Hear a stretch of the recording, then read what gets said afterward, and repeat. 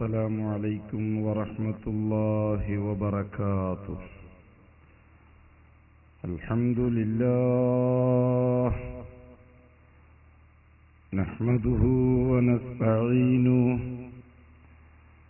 ونؤمن به ونتوكل عليه ونعوذ بالله من شرور أنفسنا ومن سيئات أعمالنا. من يهده الله فلا مضل له ومن يضلل فلا هادي له. وأشهد أن لا إله إلا الله وحده لا شريك له. وأشهد أن محمدا عبده ورسوله أرسله بالهدى ودين الحق ليظهره على الدين كله ولو كره المشركون. اللهم صل على محمد وعلى آل محمد كما صليت على إبراهيم وعلى آل إبراهيم إنك حميد مجيد. اللهم بارك على محمد وعلى آل محمد كما باركت على إبراهيم وعلى آل إبراهيم إنك حميد مجيد. يا أيها الذين آمنوا اتقوا الله وقولوا قولا سديدا يصلح لكم أعمالكم ويغفر لكم ذنوبكم ومن يطع الله ورسوله فقد فاز فوزا عظيما. يا أيها الذين آمنوا اتقوا الله حق تقاته ولا تموتن إلا وأنتم مسلمون. يا أيها الناس اتقوا ربكم الذي خلقكم من نفس واحدة وخلق منها زوجها وبث منهما رجالا كثيرا ونساء واتقوا الله الذي تساءلون به والأرحام إن الله كان عليكم رقيبا.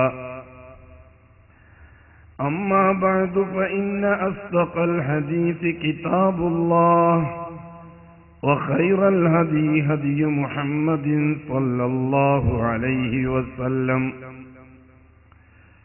وشر الأمور محدثاتها وكل محدثة بدعة وكل بدعة ضلالة وكل ضلالة في النار. ബഹുമാനമുള്ള സഹോദരന്മാരെ സഹോദരിമാരെ, അല്ലാഹു സുബ്ഹാനഹു വ തആല കിതാബുകളിൽ ചർച്ച ചെയ്തിരിക്കുന്ന വിഷയങ്ങൾ അടിസ്ഥാനപരമായി 4 കാര്യങ്ങളാണ്. കിതാബുകളിലൂടെയാണല്ലോ അള്ളാഹുവിനെ പറയാനുള്ളത് അടിമകളോട് അല്ലാഹു തആല പറഞ്ഞിരിക്കുന്നത്. അതാണല്ലോ വഹയിന്റെ ഇൽമ്, കിതാബുകളിലുള്ളത്. തൗറാത്ത് എന്ന കിതാബ് ഉപയോഗിച്ച് മൂസ അലൈഹിസ്സലാത്തു വസ്സലാമിനെ കൊണ്ട് സംസാരിപ്പിച്ചു ആ കാലഘട്ടത്തിലെ ജനങ്ങളോട്. ഏതാണ്ടൊരു 4000 കൊല്ലം പഴക്കമുണ്ട് ആ സംഭവത്തിന് നമ്മുടെ ഈ കാലഘട്ടത്തിലേക്ക്. അത് കഴിഞ്ഞ് പിന്നെ അല്ലാഹു സുബ്ഹാനഹു വ തആല അടിമകൾക്ക് കാര്യങ്ങൾ മനസ്സിലാക്കി കൊടുക്കാൻ ഇറക്കിയ കിതാബ് സബൂറാണ് ദാവൂദ് നബിക്ക്. ആ കാലഘട്ടവുമായി ബന്ധപ്പെട്ട വിഷയങ്ങളിൽ കഴിഞ്ഞുപോയ കാലഘട്ടത്തിൽ നടന്ന സംഭവങ്ങളുമായി വർത്തമാന കാലഘട്ടത്തെ ബന്ധിപ്പിച്ച് സംസാരിക്കുകയായിരുന്നു അല്ലാഹു തആല. അതുകൊണ്ടാണല്ലോ കിതാബുകളിലുള്ള വിഷയങ്ങൾ ഏറിയ കൂറും അഖ്ബാറുകളായത്. അഹ്കാമുകൾ വളരെ കുറവാണ്, അഖ്ബാറുകളാണ് കൂടുതൽ.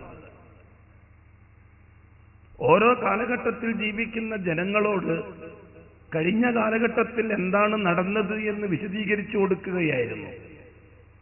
എന്നിട്ട് ആ കാലഘട്ടത്തിൽ ജീവിക്കുന്ന ജനങ്ങളോട് കഴിഞ്ഞ കാലഘട്ടത്തിൽ നടന്ന സംഭവങ്ങളുമായി വർത്തമാന കാലഘട്ടത്തെ ബന്ധിപ്പിച്ച് അതിൽ നിന്ന് ഹക്കിനെയും ബാത്തിലിനെയും വേർതിരിച്ചെടുക്കാൻ ആഹ്വാനം ചെയ്യുകയായിരുന്നു മനുഷ്യനോട്.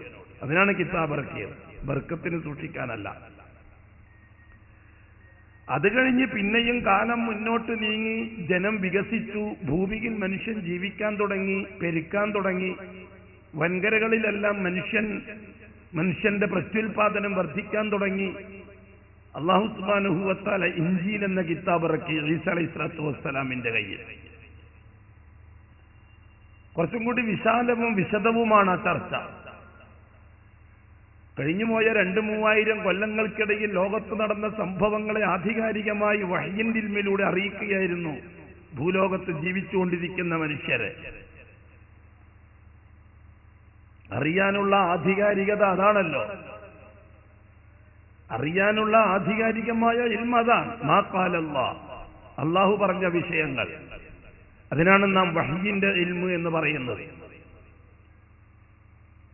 അള്ളാഹു പറഞ്ഞ വിഷയങ്ങൾ, അള്ളാഹു താല പറഞ്ഞു തന്ന കാര്യങ്ങൾ വെച്ചുകൊണ്ട് ലോകം മനസ്സിലാക്കാൻ നാം തയ്യാറായാൽ പിന്നെ നമുക്കതിൽ സംശയങ്ങൾക്കോ അല്ലെങ്കിൽ ഊഹാപോഹങ്ങൾക്കോ യാതൊരു തരത്തിലുള്ള വഴിയും പിന്നെ ഇല്ല. അതുകൊണ്ട് മനുഷ്യന്റെ ബുദ്ധിക്ക് വിട്ടുകൊടുത്തില്ല അള്ളാഹു കാര്യങ്ങൾ. അല്ലാഹു സുബ്ഹാനഹു വ തആല 4 രീതിയിലാണ് കാര്യങ്ങൾ മനസ്സിലാക്കാൻ, അള്ളാഹുവിനെ അറിയാൻ, അള്ളാഹുവിന്റെ ഏർപ്പാടുകളെ അറിയാൻ 4 രീതിയിലാണ് നമ്മളെ ആഹ്വാനം ചെയ്തിരിക്കുന്നത്. ഒന്നാമത്തെ രീതി എന്താണ്? അൽ അദില്ലത്തുൻ നഖ്ലിയ എന്ന് പറയും, രേഖാമൂലമുള്ള തെളിവുകൾ. എന്താണ് രേഖ? അല്ലാഹു തആല അല്ലാഹുവിനെ പറ്റി എന്തു പറഞ്ഞോ, അല്ലാഹു അല്ലാത്തവരെ പറ്റി അല്ലാഹു തആല എന്തു പറഞ്ഞോ, അതാണ് നഖ്ലിയായ തെളിവുകൾ, രേഖാമൂലമുള്ള തെളിവുകൾ. രണ്ടാമതായിട്ടുള്ള തെളിവുകൾ അൽ അദില്ലത്തുൽ അഖ്ലിയ, ബുദ്ധിപരമായ തെളിവുകളാണ്. അല്ലാഹു തആല പറഞ്ഞു തന്ന വിഷയങ്ങളിൽ മനുഷ്യൻ തന്റെ ബുദ്ധി ഉപയോഗിച്ച് ചിന്തിച്ച് കിട്ടുന്ന പരമാർത്ഥങ്ങളിലൂടെ അല്ലാഹുവിനെ അറിയുക. ഞാൻ വിശദീകരിക്കുന്നില്ല. മൂന്നാമത്തത് അൽ അദില്ലത്തുൽ ഹിസ്സിയ, അനുഭവജ്ഞാനങ്ങളാണ്. ഓരോ മനുഷ്യനും അവന്റെ വ്യക്തി ജീവിതത്തിൽ അല്ലാഹുവിനെ അഭിമുഖീകരിച്ച ചില രംഗങ്ങൾ ഉണ്ടാവും. വസ്തുക്കളുടെയും ചുറ്റുപാടുകളുടെയും സകല സൗകര്യങ്ങൾക്കും അപ്പുറത്ത് എല്ലാം നഷ്ടപ്പെട്ട് നിർവികാരനായി നിൽക്കുന്ന സന്ദർഭത്തിൽ അള്ളാഹുവിന്റെ നേരിട്ടുള്ള ഇടപെടലുകളാണ് ഹിസ്സിയായ തെളിവുകളായി നമ്മുടെ മുമ്പിലുള്ളത്. ഒരുപാട് ഉദാഹരണങ്ങൾ പറയാൻ സാധിക്കും. മെനക്കെട്ടാൽ ആ വഴിക്കങ്ങ് പോവും. പിന്നെ കാര്യമായിട്ടൊന്നും പറയാൻ സമയം കിട്ടിയെന്ന് വരില്ല.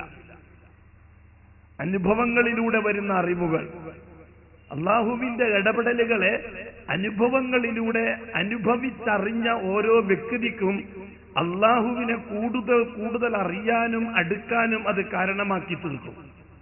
നാലാമതായിട്ടുള്ള തെളിവ് അൽ അദില്ലത്തുൽ ഫിത്രിയ്യ, മനുഷ്യന്റെ പ്രകൃതിപരമായ അറിവുകളാണ്. ജന്മന മനുഷ്യർക്ക് മറ്റ് ജീവജാലങ്ങൾക്കില്ലാത്ത ചില അറിവുകൾ അല്ലാഹു തആല നൽകിയിട്ടുണ്ട്. ജന്മന മനുഷ്യർക്ക് അള്ളാഹുവിനെ അറിയാൻ, അള്ളാഹുവിനെ സംബന്ധിച്ച് ചിന്തിക്കാൻ, അള്ളാഹുവിന്റെ ഏർപ്പാടുകളെ സംബന്ധിച്ച് മനസ്സിലാക്കാൻ പ്രകൃതിപരമായി തന്നെ ജന്മനാ കൊടുത്തിരിക്കുന്ന ചില അറിവുകളുണ്ട്. അത് ഏത് മനുഷ്യനായാലും കുല്ലു മൗലൂദിൻ യൂലദു അലൽ ഫിത്ര ഫഅബവാഹു യുഹവ്വിദാനിഹി വയുനസ്സിറാനിഹി വയുമജ്ജിസാനിഹി. ഓരോ മനുഷ്യക്കുഞ്ഞും, അത് ഏത് മതത്തിൽപ്പെട്ടവനായാലും ഏത് ജാതിയിൽപ്പെട്ടവനായാലും, ആദമിന്റെ സന്തതികൾ ഇവിടെ പെറ്റുപെരുകുമ്പോൾ ഓരോ കുഞ്ഞ് ജനിച്ചു വീഴുമ്പോഴും ആ കുഞ്ഞിന്റെ ഹൃദയത്തിന്റെ ദിശ അള്ളാഹുവിലേക്കാണ്. ആ ദിശയെ മാറ്റിയെടുക്കുന്നത് മാതാപിതാക്കളാണെന്ന് പറഞ്ഞു റസൂലുള്ളാഹി തങ്ങൾ. സാഹചര്യങ്ങളാണ്, ചുറ്റുപാടുകളാണ്. മനുഷ്യന്റെ പ്രകൃതിപരമായ ഈ അവസ്ഥ, മനസ്സിന്റെ ദിശാമാറ്റം, ഫിത്രത്തിൽ നിന്ന് മനുഷ്യൻ സാഹചര്യങ്ങൾ കൂടെ ചുറ്റുപാടുകളുടെ സ്വാധീനത്തിൽ മനസ്സിന്റെ ദിശ വഴിമാറുന്ന സന്ദർഭം ഉണ്ടാകും. അതുകൊണ്ട് തന്നെ അല്ലാഹു തആല കാലാകാലങ്ങളിൽ പ്രവാചകന്മാരെ നിയോഗിക്കുകയുണ്ടായി. എന്താണ് പ്രവാചകന്മാരുടെ ഡ്യൂട്ടി? പ്രവാചകന്മാരുടെ ഉത്തരവാദിത്വം അതാത് കാലഘട്ടത്തിൽ ജീവിക്കുന്ന മനുഷ്യൻ അവന്റെ മനസ്സിന്റെ പ്രകൃതിപരമായ ദിശ അള്ളാഹുവിലേക്കായിരിക്കെ ചുറ്റുപാടുകളോ സാഹചര്യങ്ങളോ കുടുംബ ബന്ധങ്ങളോ സമ്പ്രദായങ്ങളോ ഈ മനുഷ്യന്റെ മനസ്സിനെ അള്ളാഹു അല്ലാത്ത ശക്തികളിലേക്കോ വ്യക്തികളിലേക്കോ വസ്തുക്കളിലേക്കോ ദിശ തിരിച്ചുവിടുന്ന സന്ദർഭത്തിൽ യഥാർത്ഥ വഴിയിലേക്ക് ഹൃദയത്തിന്റെ ദിശയെ മാറ്റിയെടുക്കാനുള്ള പരിശ്രമമാണ് പ്രവാചകന്മാരുടെ ഉത്തരവാദിത്വത്തിലുള്ളത്. ഹിദായത്ത് നൽകുക എന്നുള്ളത് പ്രവാചകന്മാരുടെ ജോലിപ്പെട്ടതല്ല. ആ ജോലി അല്ലാഹു തആല പ്രവാചകന്മാർക്ക് നൽകിയിട്ടുമില്ല. പ്രവാചകന്മാർക്കെന്നല്ല, ലോകത്ത് ആരുടെയും കെയർ ഓഫിലോ ആരുടെയെങ്കിലും അഡ്രസ്സിലോ ആരുടെയെങ്കിലും എന്തെങ്കിലും തരത്തിലുള്ള സ്വാധീനത്തിലോ ഏതെങ്കിലും തരത്തിലുള്ള സാമ്പത്തികമോ ശാരീരികമോ ആയ കഴിവിന്റെ പേരിലോ ഏതെങ്കിലും പാരമ്പര്യ ഗുണത്തിന്റെ പേരിലോ കുടുംബ ഗുണത്തിന്റെ പേരിലോ അല്ലാഹു സുബ്ഹാനഹു വ തആല ഭൂമിയിൽ ഒരാൾക്കും ഹിദായത്ത് നൽകിയിട്ടില്ല. ഹിദായത്ത് എന്ന് വെച്ചാൽ എന്താ? രണ്ട് രീതിയിലാണ് ഹിദായത്ത്. ഒന്ന്, അല്ലാഹു തആല മറ്റ് വസ്തുക്കളെയോ വസ്തുതകളെയോ പരിഗണിക്കാതെ മനുഷ്യരായ അടിമകളുമായി നേരിട്ട് ബന്ധപ്പെട്ടവന്റെ ഹൃദയത്തെ അള്ളാഹുവിലേക്ക് തിരിക്കലാണ് ഒരു ഹിദായത്ത്. അവിടെ അള്ളാഹു അസ്ബാബുകളെ പരിഗണിക്കുന്നില്ല. കാരണങ്ങളെയും കാര്യങ്ങളെയും വസ്തുക്കളെയും വസ്തുതകളെയും അള്ളാഹു പരിഗണിക്കുകയില്ല. അള്ളാഹു തീരുമാനിക്കുന്നു, അവൻ നടപ്പിലാക്കുന്നു. രണ്ടാമത്തെ ഹിദായത്ത്, അള്ളാഹു തആല തന്ന ഈമാനിനെ നിലനിർത്തിക്കൊണ്ടുപോകാൻ ആവശ്യമായ ഏർപ്പാടുകളുമായി വരുന്ന പ്രവാചകന്മാർ കാണിച്ചിരുന്ന ഹിദായത്തുകളാണ്. എന്താണ് പ്രവാചകന്മാർ നമുക്ക് തരുന്ന ഹിദായത്ത്? അല്ലാഹു തആല അവസാനമായി സ്നേഹത്തിന്റെ പേരിൽ, ഇഷ്ടത്തിന്റെ പേരിൽ അള്ളാഹു അവന്റെ ഇഷ്ടമനുസരിച്ച് സെലക്ട് ചെയ്ത വ്യക്തികൾക്ക് അള്ളാഹുവിലേക്ക് ഹൃദയത്തിന്റെ ദിശ തിരിച്ചുവിട്ട് ഈമാൻ നിലനിർത്തിക്കൊണ്ടുപോകുന്ന ഒരടിമക്ക് അവന്റെ ജീവിത യാത്രയിൽ ഈമാനിന് എന്തെങ്കിലും തരത്തിലുള്ള സസ്പെൻഷനോ ഡിസ്പെൻഷനോ സംഭവിച്ചു പോകാതെ മരിക്കുന്നത് വരെ നിലനിർത്തിക്കൊണ്ടുപോകുകയും മരണത്തിന് ശേഷം ബർസഖിന്റെ ലോകത്ത് നിന്ന് കയ്യിൽ മടക്കി വാങ്ങി അള്ളാഹുവിനെ കണ്ടെത്തുന്നത് വരെ ആ റിക്കാർഡ് രേഖ സൂക്ഷിക്കുകയും അള്ളാഹുവിനെ കണ്ടുമുട്ടുന്ന സന്ദർഭത്തിൽ ആ രേഖ വെച്ചുകൊണ്ട് വിജയികളെ കൂട്ടത്തിൽ പെടുകയും ചെയ്യാൻ ആവശ്യമായ നിർദ്ദേശങ്ങളും തർബിയത്തും തസ്കിയത്തും നൽകുക എന്നതാണ് പ്രവാചക നിയോഗത്തിന്റെ ലക്ഷ്യം. നമുക്കറിയാമല്ലോ, പ്രവാചകന്മാരുടെ എന്തെങ്കിലും തരത്തിലുള്ള യോഗ്യതകൾ ഉപയോഗപ്പെടുത്തിക്കൊണ്ട് അള്ളാഹുവിന്റെ ഖസാനയിൽ നിന്ന് ഹിദായത്ത് വാങ്ങി വ്യക്തികൾക്ക് സപ്ലൈ ചെയ്യാൻ കഴിഞ്ഞിട്ടില്ല എന്നുള്ള പരമാർത്ഥം. ഹദ്റത്ത് നൂഹ് നബി അലൈഹി സ്വലാത്തു വസ്സലാം 950 കൊല്ലം ഈമാനിന് വേണ്ടി ഭൂലോകത്ത് പരിശ്രമിച്ച പ്രവാചകനാണ്. 950 കൊല്ലം ഇറാഖിലെ ജനങ്ങൾക്കിടയിൽ അവരുടെ ഹൃദയത്തിന്റെ ദിശ അല്ലാഹുവല്ലാത്ത വ്യക്തിശക്തി വസ്തുക്കളിലേക്ക് നീങ്ങിയപ്പോൾ അതിനെ ദുരുപയോഗപ്പെടുത്തിക്കൊണ്ട് നാട്ടിന്റെ ഭരണാധികാരികളും ആ ഭരണാധികാരികളെ സ്വാധീനിച്ചു നിർത്തുന്ന പുരോഹിതന്മാരും സാധാരണക്കാരായ ജനത്തിന്റെ മനസ്സിന്റെ ദിശാമാറ്റത്തെ സാമ്പത്തിക വർധനവിനും സാമ്രാജ്യത്വ സ്ഥാപനത്തിനും വേണ്ടി ദുരുപയോഗപ്പെടുത്തുകയും ചെയ്തപ്പോൾ അത് പറ്റൂല എന്നും പറഞ്ഞ് ജനങ്ങളുടെ മറിഞ്ഞു തിരിഞ്ഞുപോയ ഹൃദയത്തിന്റെ ദിശ അള്ളാഹുവിലേക്ക് തിരിച്ചുവിടാൻ നിയോഗിക്കപ്പെട്ട ഒന്നാമത്തെ റസൂലാണ് നൂഹ് നബി അലൈഹിസ്സലാത്തു വസ്സലാം. ആ നൂഹ് നബി അലൈഹിസ്സലാത്തു വസ്സലാം പരിശ്രമത്തിന്റെ ഇടയിൽ ലക്ഷക്കണക്കിന് വരുന്ന ജനങ്ങളിൽ നിന്ന് നൂഹ് നബിക്ക് 950 കൊല്ലം കൊണ്ട് അള്ളാഹുവിലേക്ക് മാത്രം മനസ്സിന്റെ ദിശയെ തിരിച്ചുവിടാൻ പാകത്തിൽ കിട്ടിയത് ആകെ 71 കുടുംബക്കാരാണ്, അല്ലെങ്കിൽ 71 വ്യക്തികളാണ്. ഈ 71 പേരെ കൂട്ടത്തിൽ നൂഹ് നബിന്റെ ഭാര്യയെ ഉൾപ്പെടുത്താൻ നൂഹ് നബിനെ കൊണ്ട് കഴിഞ്ഞിട്ടില്ല. നൂഹ് നബിന്റെ മകനെ ഉൾപ്പെടുത്താൻ നൂഹ് നബിക്ക് കഴിഞ്ഞിട്ടില്ല.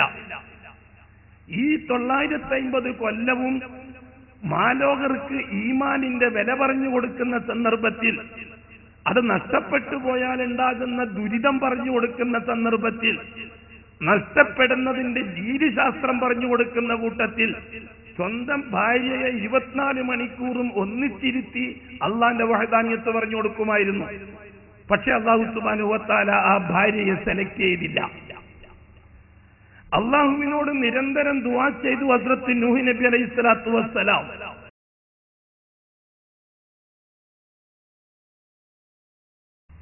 ഈ 950 കൊല്ലവും ബഹുമാനപ്പെട്ട നൂഹ് നബി അലൈഹിസ്സലാത്തു വസ്സലാം അള്ളാഹുവിനോട് ദുആ ചെയ്തു, ഏ അല്ലാഹ്, എന്റെ ഭാര്യയ്ക്ക് നീ ഹിദായത്ത് കൊടുക്കണം, എന്റെ ഭാര്യയുടെ ഹൃദയത്തിന്റെ ദിശ നിന്നിലേക്ക് മാത്രം തിരിച്ചു വെക്കാനുള്ള തൗഫീഖ് ഉണ്ടാകണം.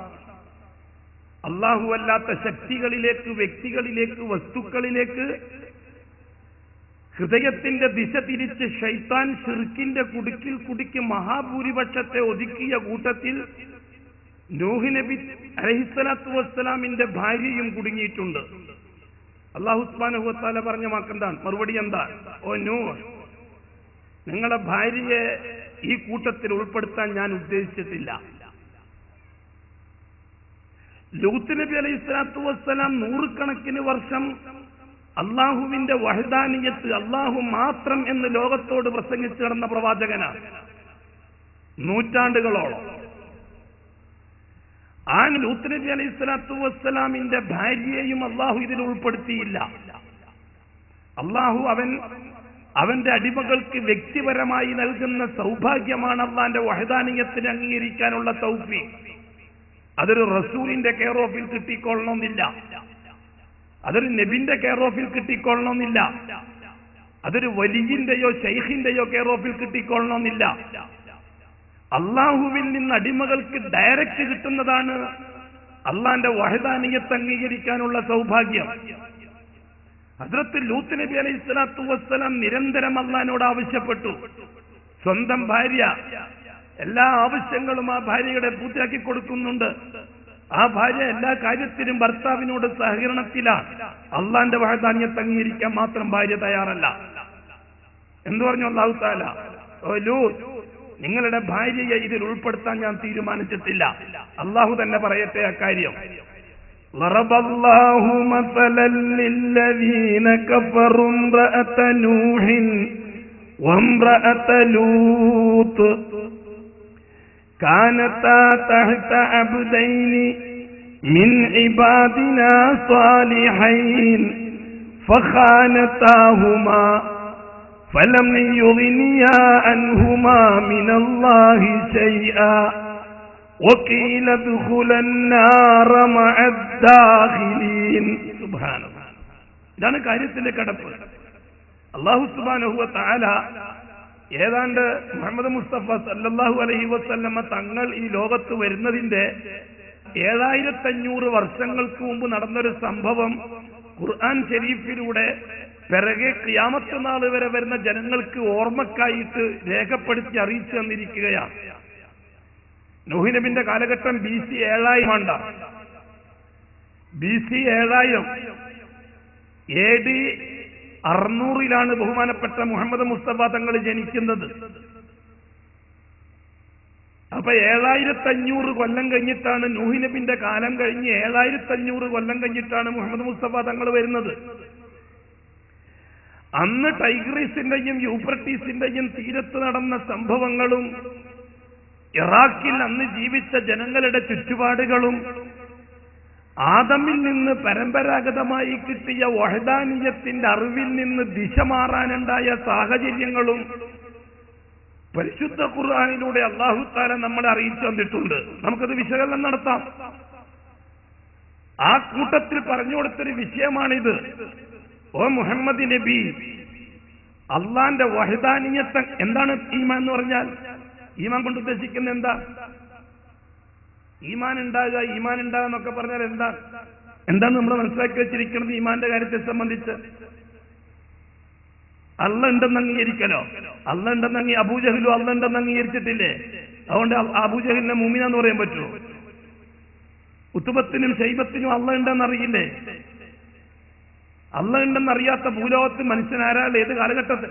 19ാം നൂറ്റാണ്ടിന് ശേഷം ശാസ്ത്രം വളരുകയും മിസ്റ്റർ മാക്സിനെ പോലെയുള്ള ചിന്താഗതിക്കാർ വളർന്നു വരികയും ചെയ്തപ്പോൾ മനുഷ്യന്റെ ബുദ്ധിയിൽ നിന്ന് കാര്യങ്ങളെ ബോധ്യപ്പെടുത്തിയെടുക്കുകയും വസ്തുക്കളിൽ അടങ്ങിയിരിക്കുന്ന ഉപകാരങ്ങളെ മനുഷ്യൻ തന്റെ ബുദ്ധി ഉപയോഗിച്ച് മനുഷ്യർക്കുണ്ടാക്കിക്കൊടുക്കുകയും ചെയ്യുന്ന അറിവ് വികസിച്ചു വന്നപ്പോൾ ആ അറിവാണ് ഏറ്റവും വലിയ അറിവ് എന്ന് വരുത്തി തീർക്കാൻ വേണ്ടി ഭൗതികവാദികൾ അതിന്റെ അപ്പുറത്തുള്ള ശക്തിയെ മരവിപ്പിച്ചു നിർത്താൻ മെനക്കെട്ടതിന്റെ ഫലമായിട്ടല്ലേ യുക്തിവാദവും നിരീശ്വരവാദവും അദ്വൈതവാദവും ലോകത്ത് വന്നത്?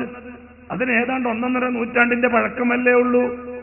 19-ാം നൂറ്റാണ്ടിന് ശേഷമല്ലേ അള്ളാഹുവിന്റെ ഉജൂദിയത്തിനെ സംബന്ധിച്ചുള്ള സംശയം ലോകത്തുണ്ടാകാൻ തുടങ്ങിയത്. അതുവരെ അള്ളാഹിന്റെ ഉജൂദിയത്തിനെ സംബന്ധിച്ച് ആർക്കെങ്കിലും സംശയം ഉണ്ടായിരുന്നോ?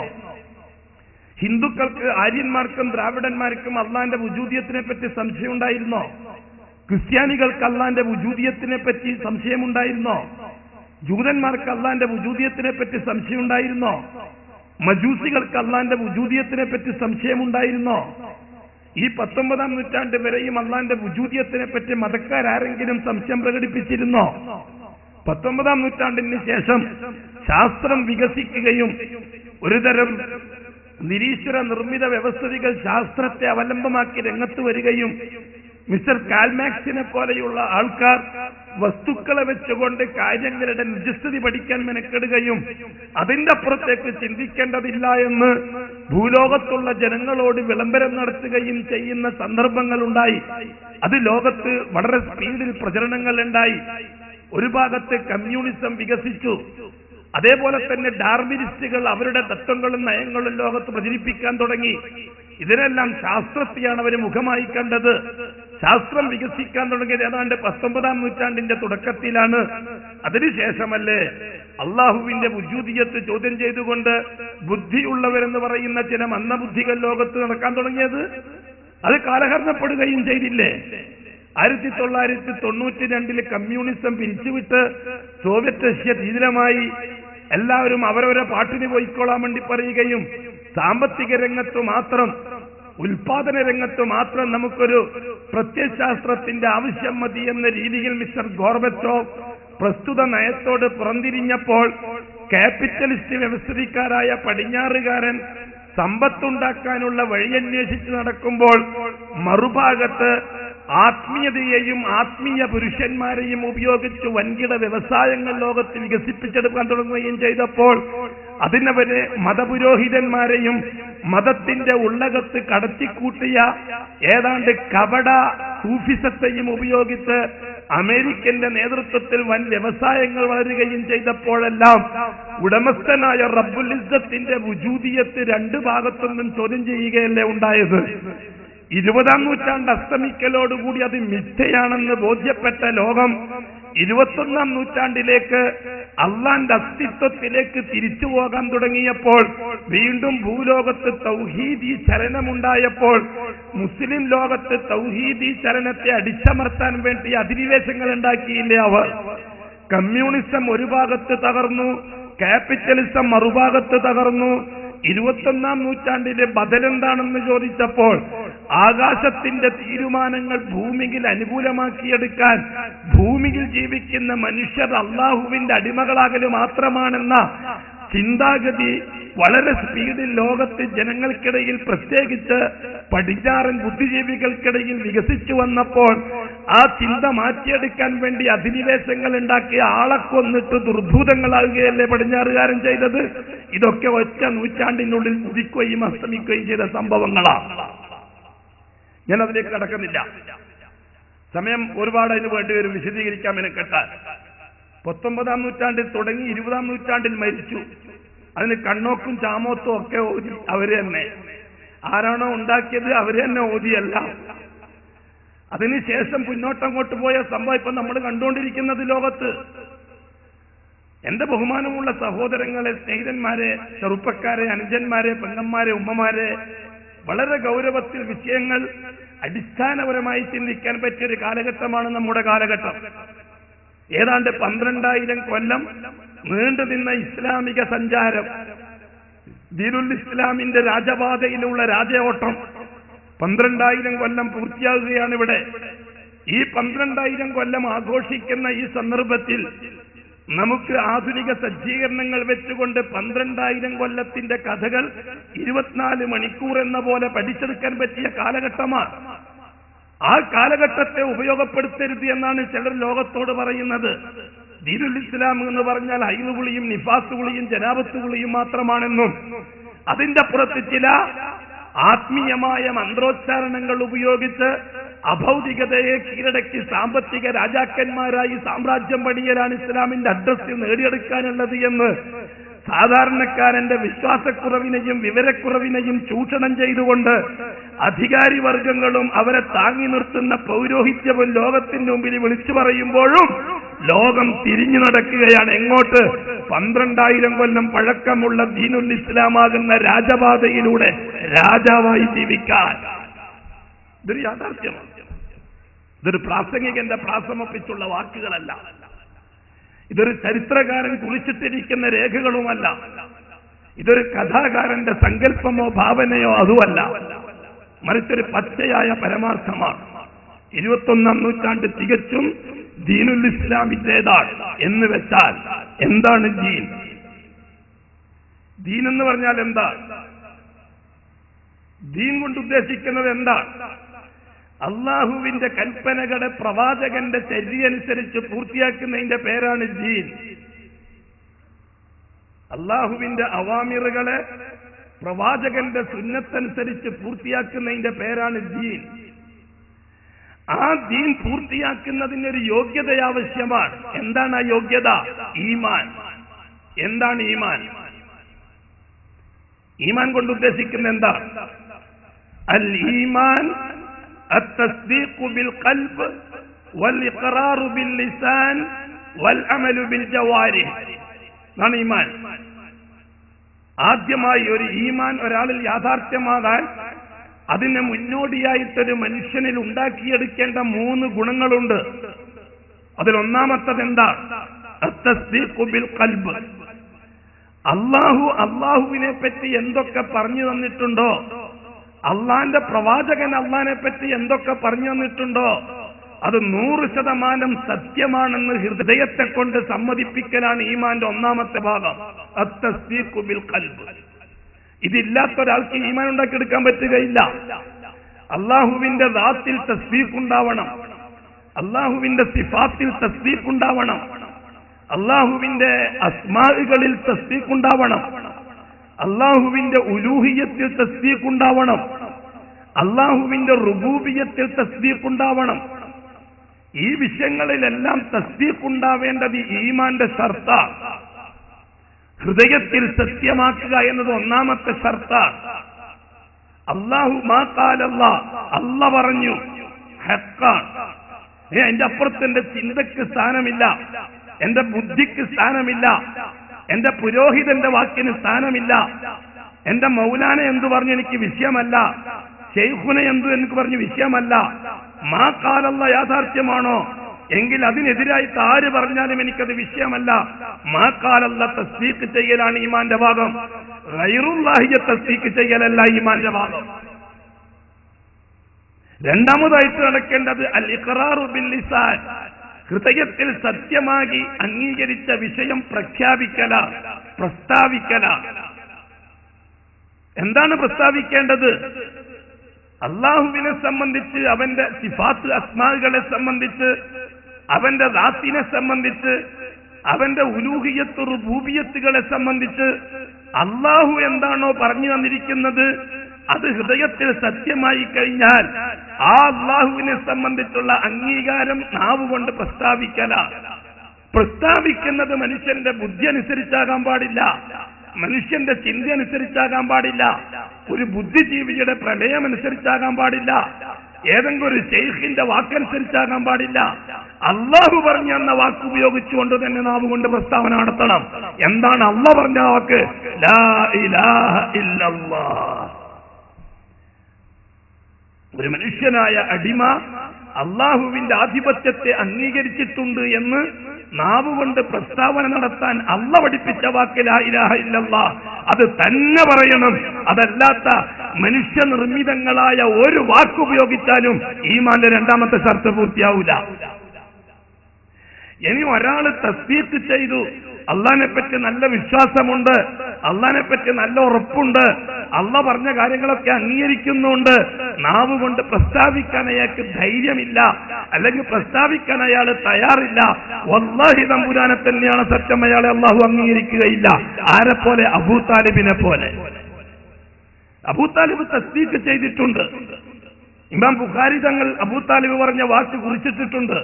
വലഖദ് അലിംതു ബിഅന്ന ദീന മുഹമ്മദി മിൻ ഖൈരി അദിയാനിൽ ബരിയത്തി ദീന. തീർച്ചയായിട്ടും മുഹമ്മദ് ഈ പറയുന്ന വാക്ക് സത്യമാണെന്ന് ഞാൻ അംഗീകരിക്കുന്നു. മുഹമ്മദിന്റെ ദീൻ ഹക്കായ ദീനാണെന്ന് എനിക്ക് ബോധ്യമുണ്ട്.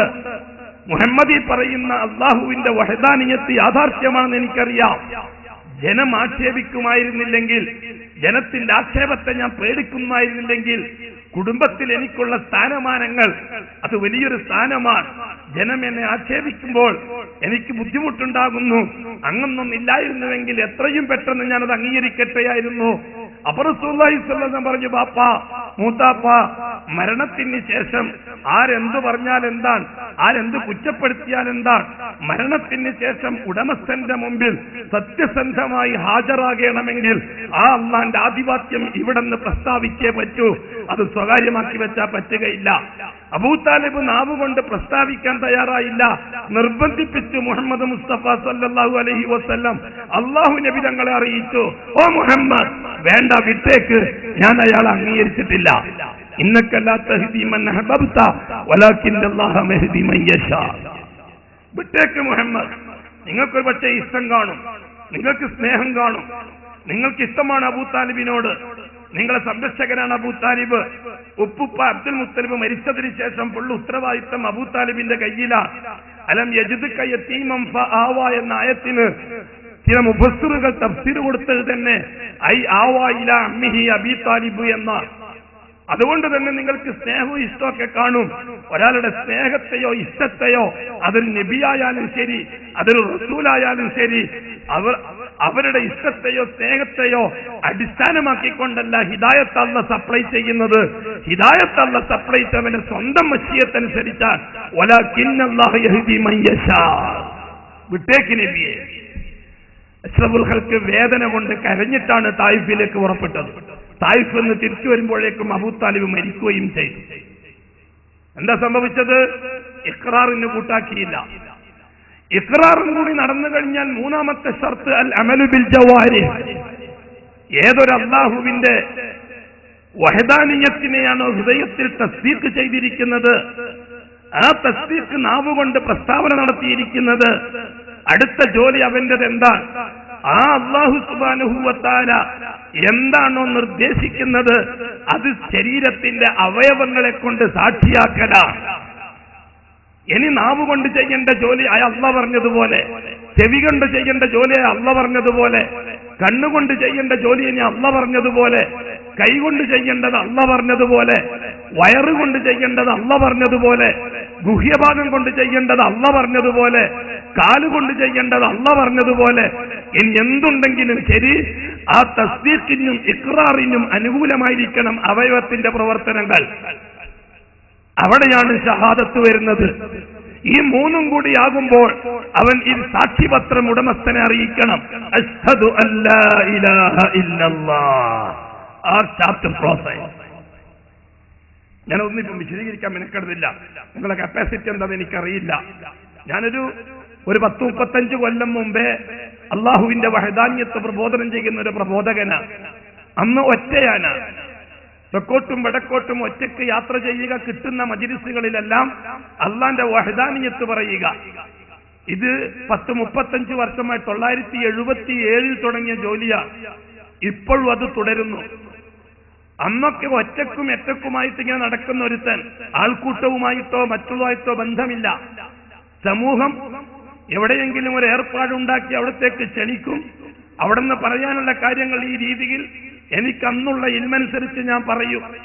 അങ്ങനെ പോയി പോയി പോയി അവസാനം ഈ രീതിയിൽ അള്ളാന്റെ വഹദാനിയത്ത് ധൈര്യമായും സ്പഷ്ടമായും വ്യക്തമായും ഉമ്മത്തിന് പറഞ്ഞു കൊടുക്കാൻ ഒരു അവസരം ഇപ്പോൾ അല്ലാഹു സുബ്ഹാനഹു വ തആല തന്നതുകൊണ്ട് ഈ രൂപത്തിൽ ഉപയോഗപ്പെടുത്തുന്നു. എന്നല്ലാതെ ആരും തെറ്റിദ്ധരിച്ചു പോകരുത്. മിഞ്ഞാന്നെങ്ങാനും ഏതോ ഖുറാഫി പ്രസ്ഥാനത്തിൽ പ്രവർത്തിച്ചുകൊണ്ടിരിക്കവേ മുജാഹിദിലേക്ക് മെമ്പർഷിപ്പ് എടുത്ത് വന്നവനാണ് ഞാനെന്ന് ആരും തെറ്റിദ്ധരിച്ചു പോകരുത്. അതൊന്ന് ക്ലിയറാക്കാനാണ് ഇത്രയും പറഞ്ഞത്. ഈ പ്രദേശത്തുകാരായ നിങ്ങളുടെ മാനസികാവസ്ഥ എങ്ങനെയാണ്, നിങ്ങളുടെ കപ്പാസിറ്റി എങ്ങനെയാണ് എന്നൊന്നും എനിക്ക് പരിചയമില്ല. കൂടാതെ വളരെ ഡീപ്പായ വിഷയങ്ങൾ പറഞ്ഞിട്ട് നിങ്ങളെ ചിന്തിപ്പിക്കുന്നതിൽ കാര്യമില്ലെന്ന് എനിക്ക് തോന്നുന്നു. വിഷയം ഇത്തിരി കടുപ്പവും കട്ടിയുമുള്ളതാണ്, ചിന്തിക്കാനുള്ളതാണ്. അതുകൊണ്ടാണല്ലോ ചിന്തിക്കുന്നവർക്ക് മാത്രം മനസ്സിലാകുന്ന വിഷയമായത് ഈമാൻ. അല്ലാത്തവർ അനുഷ്ഠാനങ്ങളെ ഈമാനാണെന്ന് തെറ്റിദ്ധരിച്ചിട്ട് അനങ്ങാണ്ട് കൂടും. സാഹചര്യങ്ങൾ, ചുറ്റുപാടുകളെ സ്വാധീനിച്ചുണ്ടാക്കിയ സമ്പ്രദായങ്ങളെ അനുഷ്ഠാനങ്ങളാണെന്ന് പരിചയപ്പെടുത്തി കൊടുക്കും. ആ അനുഷ്ഠാനങ്ങൾ കാലക്രമത്തിൽ ആദർശമായി രൂപപ്പെടും. ആ ആദർശത്തെയാണ് ജനം പരിചയപ്പെട്ട് കിടക്കുന്നത്. മഹാഭൂരിപക്ഷവുമായ ആദർശവും കൊണ്ട് നടക്കുന്നവരാണ്. അതുകൊണ്ട് ദീനുൽ ഇസ്ലാം എന്ന് പറഞ്ഞാൽ എന്താ? അത്യാവശ്യം ഹൈലിന്റെയും നിഫാസിന്റെയും ജനാബത്തുകളിന്റെയും മസ്തിലും ഒക്കെ പഠിക്കുക, അത്യാവശ്യം വല്ല മൗലൂദോ റാത്തീബോ കുത്തിവത്തോ കഴിക്കാൻ പഠിക്കുക എന്നിത്യാദി കാര്യങ്ങൾ അത്യാവശ്യം ഉണ്ടായാൽ ദീനായി. അതിന്റെ അപ്പുറത്തുള്ളതെല്ലാം അത് നമ്മൾ ചിന്തിക്കേണ്ട ആവശ്യമല്ല എന്ന് ഉസ്താദുമാർ പറഞ്ഞു തന്നിട്ടുണ്ട്.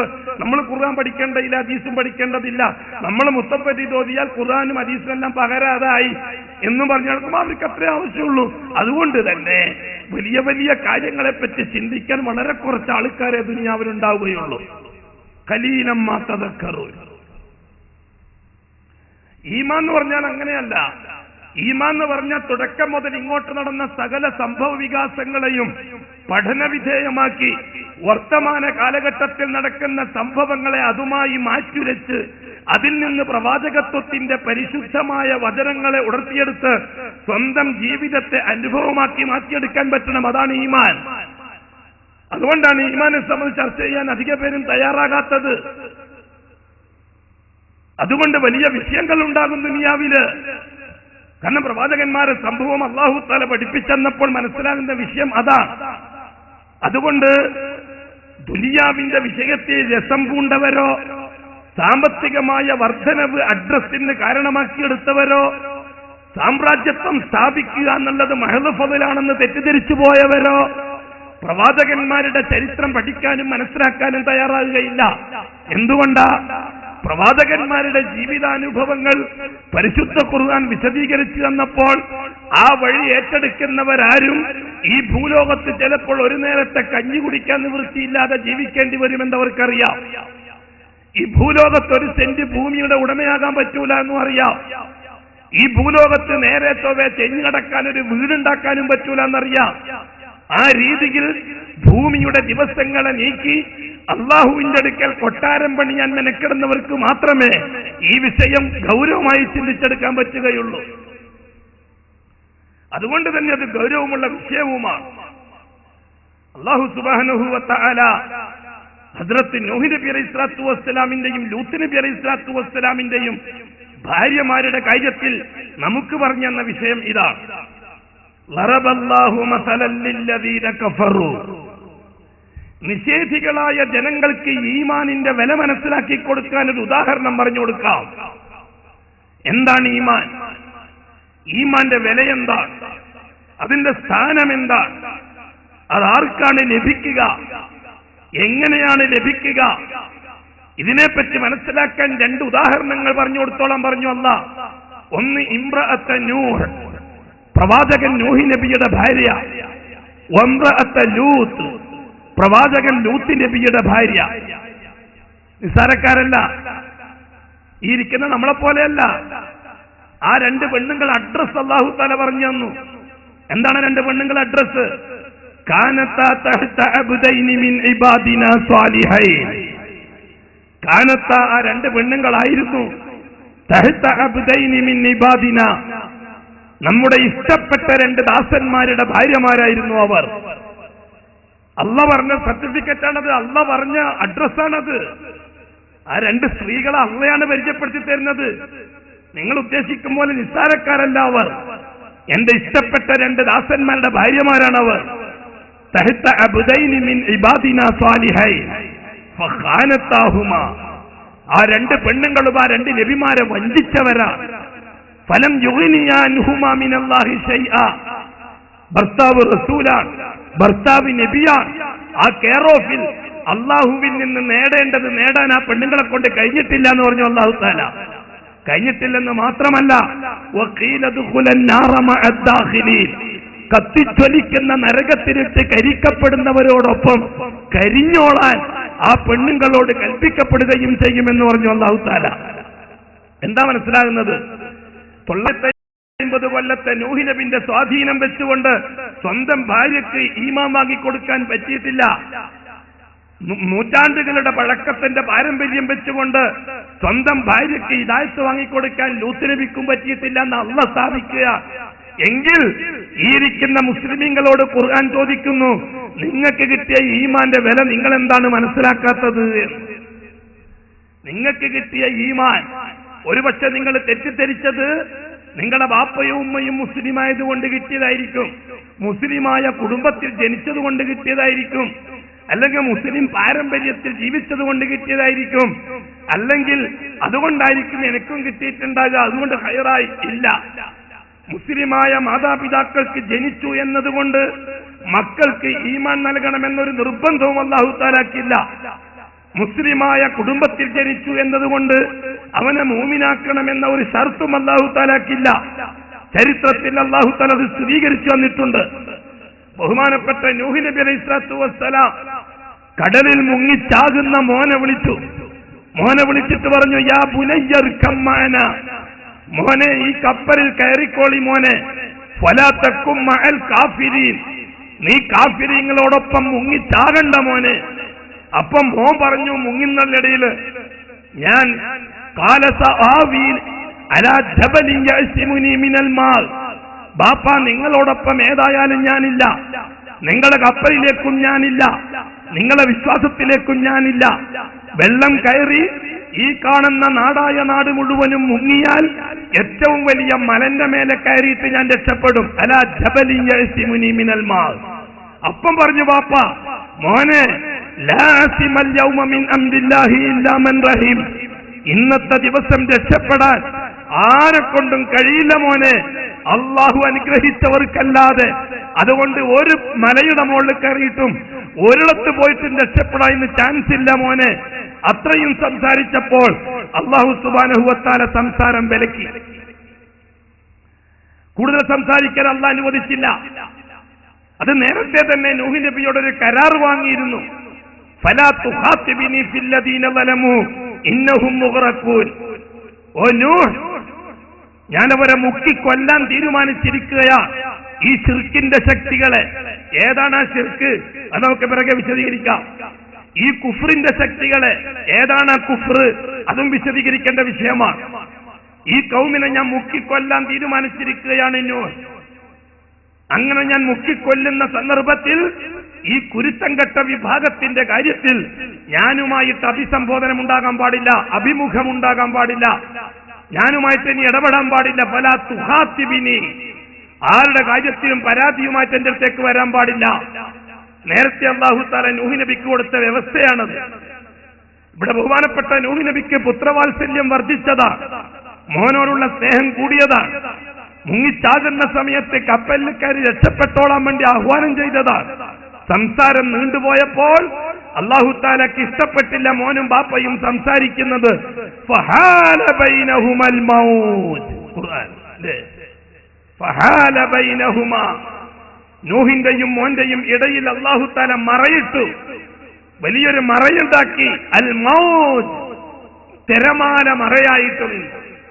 ഉപ്പാന്റെ മോന്റെ ഇടയിൽ വലിയൊരു തിരമാല വന്ന് മറയായി. വകാന മിനൽ മുഗ്റഖീൻ, ആ മകൻ ആ വെള്ളത്തിൽ ചുഴിയിൽ മുങ്ങിച്ചാകുകയും ചെയ്തു. ഇല്ലേ? ആ സന്ദർഭത്തിൽ നൂഹ് നബി അലൈഹിസ്സലാത്തു വസ്സലാം പറഞ്ഞു, ഏ അല്ലാഹ്, അവനെന്റെ മോനാണ്, അവനെന്റെ മകനാണ് പഠിച്ചവന്. അപ്പൊ അല്ലാഹു സുബ്ഹാനഹു വ തആല പറഞ്ഞു നൂഹ് നബിയോട്, നൂഹ്, ആദർശബന്ധമില്ലാത്ത ശുക്ലബന്ധം പരിഗണിക്കേണ്ടതില്ല നൂഹേ എന്ന്.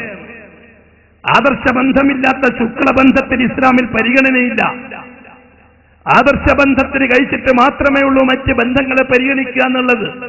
ശുക്ലബന്ധത്തെ മാത്രം പരിഗണിച്ചുകൊണ്ടൊരു ബന്ധമില്ല. ഇവിടെ ബാപ്പാനോട് അല്ലാഹു തആല പറഞ്ഞതാണ് മോന്റെ കാര്യത്തിൽ, നിന്റെ മോനല്ല നൂഹേ അത് എന്ന്. ഒരു പ്രവാചകന്റെ മുഖത്ത് നോക്കി അല്ല പറഞ്ഞതാണ് നിന്റെ മോനല്ല എന്ന്, അമലുൻ ഗൈറു സാലിഹ്, ഓൻ നേരെ ചൊവ്വയുള്ള മോനല്ല എന്ന്. എന്താണ് കൊണ്ട് മനസ്സിലാകുന്നത്? ആദർശബന്ധമില്ലാത്ത കുടുംബ ബന്ധം പരിഗണിക്കേണ്ടതില്ല എന്നാണ് മനസ്സിലാകുന്നത്. അതിന്റെ പുറത്ത് ചില ഇൻസാനിയത്തിന്റെ ബന്ധമുണ്ട്. ഒരു മുസ്ലിമിന് രണ്ട് ബന്ധമാണ്. ഒന്ന് ഇൻസാനിയത്തിന്റെ ബന്ധം, മറ്റേത് ഇസ്ലാമിയത്തിന്റെ ബന്ധം. ഇൻസാനിയത്തിന്റെ ബന്ധം മനുഷ്യ സഹജമായ ബന്ധങ്ങളാണ്. മനുഷ്യരും തമ്മിലുള്ള ബന്ധം.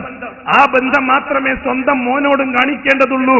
ആദർശ ബന്ധത്തിൽ ആ മോൻ ബാപ്പാനോട് യോജിക്കുന്നില്ലെങ്കിൽ എന്ന്. ആദർശം എന്താ?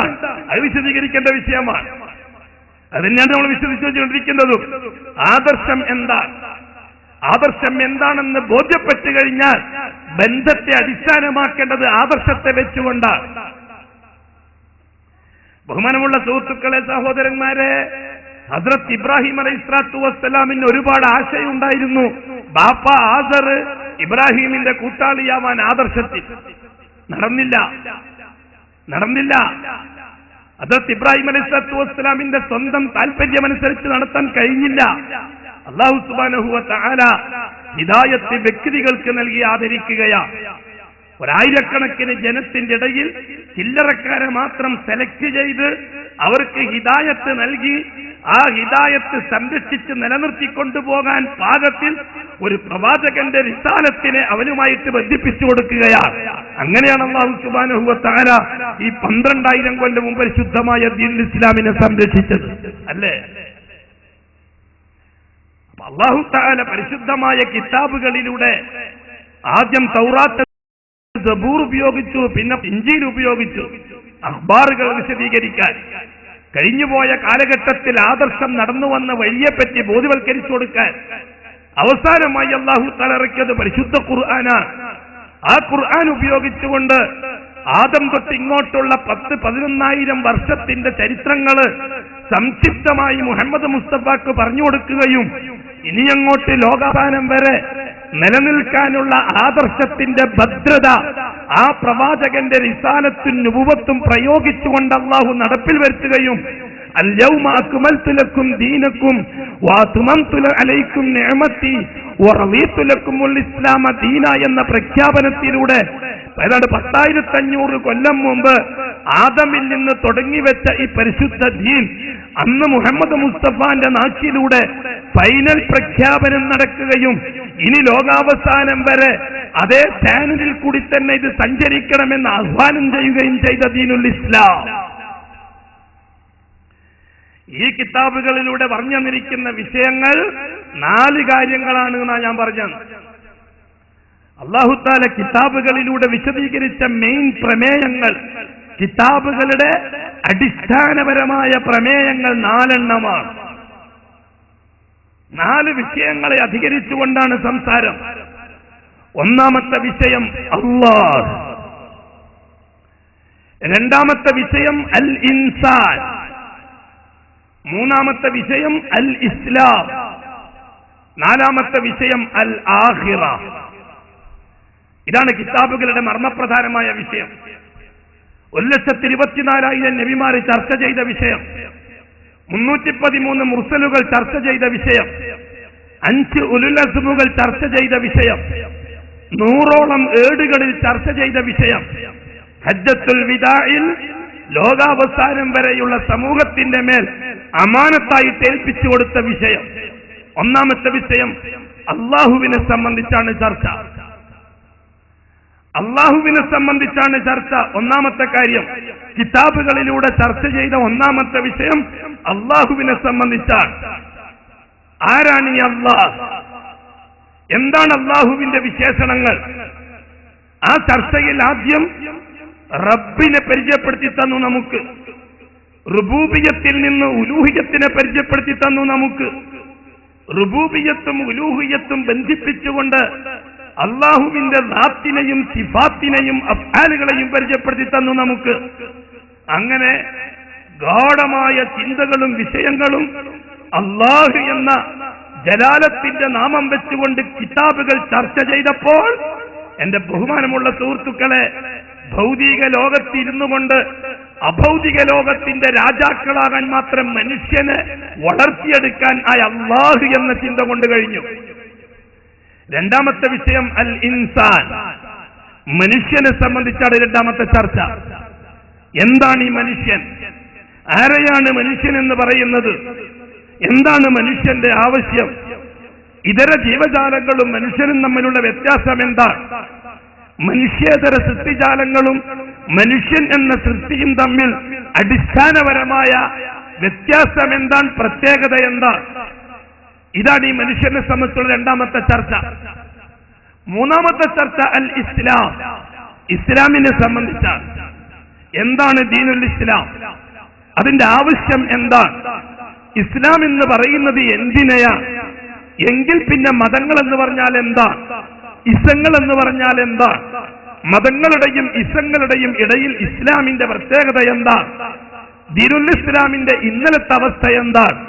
ഇന്നിന്റെ അവസ്ഥ എന്താണ്? നാളെ ഈ ഇസ്ലാം എന്താകും? ഇതിനെപ്പറ്റിയുള്ള വിശദമായ ചർച്ചയാണ് കിതാബുകളിൽ അല്ലാഹു സുബ്ഹാനഹു വ തആല വിശദീകരിച്ചത്. നാലാമത്തെ വിഷയം ആഖിറത്തെ സംബന്ധിച്ച അടിസ്ഥാനപരമായ വിഷയം ആഖിറത്തെ സംബന്ധിച്ചാണ് നാലാമത്തെ കാര്യം. ആഖിറമാണ് അടിസ്ഥാനം. അവിടെയാണ് ചെന്ന് ചേരേണ്ടത്. അവിടെ വെച്ചാണ് ഫൈനൽ തീരുമാനമുണ്ടാകുക. അതിനുവേണ്ടിയാണ് ഈ സജ്ജീകരണങ്ങൾ മുഴുവനും. കോടിക്കണക്കിന് വർഷങ്ങളുടെ പഴക്കമുള്ള ഈ ഭൗതിക സൃഷ്ടിപ്പിന്റെ നിജസ്ഥിതി യഥാർത്ഥം ആഖിറവുമായി ബന്ധപ്പെട്ടതാണ്. ആഖിറത്തിന് വേണ്ടിയാണ് ഈ ഏർപ്പാടുകൾ മുഴുവനും. 1,24,000 നബിമാർ ആഖിറത്തിന് വേണ്ടിയുള്ളവരാണ്. അതേപോലെ ദീനുൽ ഇസ്ലാം ആഖിറത്തിന് വേണ്ടിയുള്ളതാണ്. അതേപോലെ തന്നെ ഇൻസാന്റെ ഉറവിടം ആഖിറത്തിന് വേണ്ടിയുള്ളതാണ്. അതേപോലെ തന്നെ അള്ളാഹുവിനെ പറ്റിയുള്ള ചിന്തയും വിശ്വാസവും ആഖിറവുമായി ബന്ധപ്പെട്ടതാണ്. അല്ല സുഹൃത്തുക്കളെ, മനസ്സിലാക്കാൻ അള്ളാഹു തൗഫീഖ് നസീബാക്കി തരട്ടെ. അമൽ ചെയ്യാൻ വലിയ വലിയ തൗഫീഖുകൾ അള്ളാഹു വിശാലമാക്കി തരികയും ചെയ്യട്ടെ. എന്റെ ബഹുമാനമുള്ള സഹോദരങ്ങളെ, സ്നേഹിതന്മാരെ, ദീനുൽ ഇസ്ലാമിനെ സംബന്ധിച്ച് ചിന്തിക്കുമ്പോൾ തന്നെ നമുക്ക് മനസ്സിലേക്ക് വരുന്ന അടിസ്ഥാനപരമായ വിഷയം മനുഷ്യനാണ്. ഇന്നുകളിൽ നിന്ന് ദീനുൽ ഇസ്ലാമിനെ പഠിച്ചെടുക്കാൻ പറ്റുകയില്ല. ചുറ്റുപാടുകളിൽ നിന്ന് ദീനുൽ ഇസ്ലാമിനെ പഠിച്ചെടുക്കാൻ പറ്റുകയില്ല. സാഹചര്യങ്ങളിൽ നിന്ന് ദീനുൽ ഇസ്ലാമിനെ പഠിച്ചെടുക്കാൻ പറ്റുകയില്ല. പ്രാദേശികമായിട്ട് ദീനുൽ ഇസ്ലാമിനെ പഠിച്ചെടുക്കാൻ പറ്റുകയില്ല. പ്രാദേശികതയുടെ ബന്ധനത്തിൽ, ചുറ്റുപാടുകളുടെ സ്വാധീനത്തിൽ ആചാരങ്ങളെയും സമ്പ്രദായങ്ങളെയും അനുഷ്ഠാനങ്ങളാക്കി മാറ്റി ആ അനുഷ്ഠാനങ്ങൾക്ക് തെളിവുകൾ അന്വേഷിച്ച് ഏതെങ്കിലും അറബിയിൽ ഉണ്ടാക്കിയ പുസ്തകത്തിന്റെ വക്കത്ത് എന്തെങ്കിലും തരത്തിലൊരു തെളിവ് ശേഖരിച്ച് ആ സമ്പ്രദായത്തെ അനുഷ്ഠാനമാണെന്ന് തെളിയിച്ച് ആ അനുഷ്ഠാനമാണ് ആദർശമെന്ന് തെറ്റിദ്ധരിപ്പിച്ച് പ്രാദേശികാടിസ്ഥാനത്തിൽ മനുഷ്യരെ ഒതുക്കിക്കൊണ്ടുപോകുക എന്നുള്ളത് മതങ്ങളുടെ സ്വഭാവമാണ്. അത് ഇസ്ലാമിന്റെ സ്വഭാവമല്ല. ഇസ്ലാം വേറെ, മതങ്ങൾ വേറെ. വല്ലാഹി തമ്പുരാനെ തന്നെയാണ് സത്യം. മതങ്ങളെ ലിസ്റ്റിൽ ഇസ്ലാമിനെ പെടുത്തിക്കൂടാ.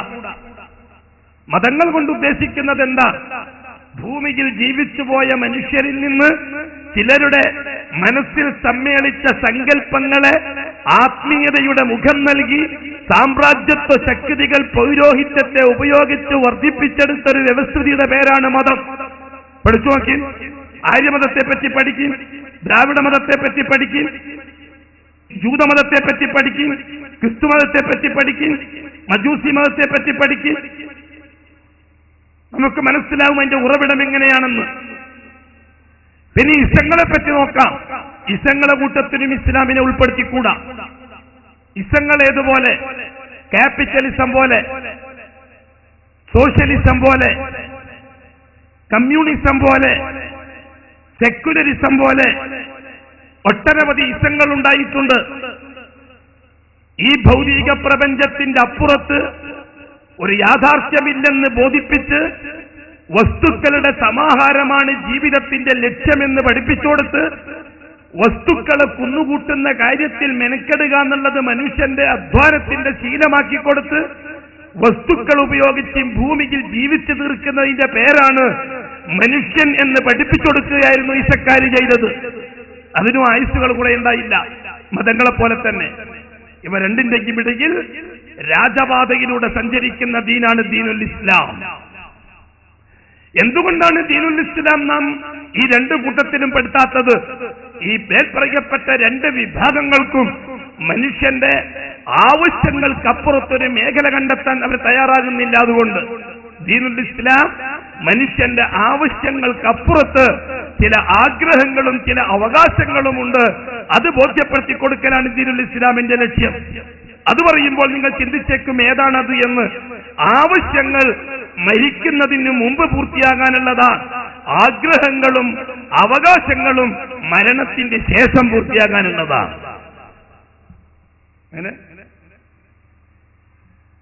ആവശ്യങ്ങൾ ആഗ്രഹങ്ങളാക്കി മാറ്റിയപ്പോഴാണ് ദീനുൽ ഇസ്ലാമിൽ നിന്ന് പുറത്തിയാടേണ്ടി വന്നത്.